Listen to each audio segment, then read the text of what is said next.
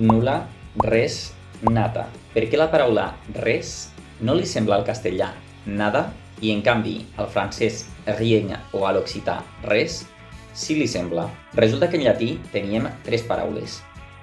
Nul·la, res, nada.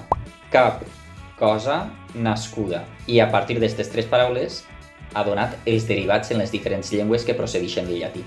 Lo més curiós de tot és que les llengües occidentals han agafat nada del nata, les centrals l'hem agafat del res i les orientals, com el romanès o l'italià, l'han agafat del nulla. Així ho teniu més clara. Falten evidentment moltes llengües, però vaja, s'entén. Res, en un principi, significa cosa, és una cosa positiva. Per això, en francès, en occità o en valencià, res pot tindre un matís positiu o negatiu. Vols res? Li ha passat res? En realitat vol dir alguna cosa. Si no vull res, no vull alguna cosa, vull cap cosa. Mapeta de alguna cosa, quelcom, qualque cosa. On teniu l'asterisc, la gent també diu vols res? Esta estructura tampoc és tan rara, perquè els bascos utilitzen la mateixa.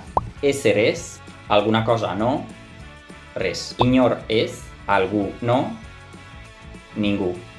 Inoiz és, alguna volta no, mai. Au, cacau.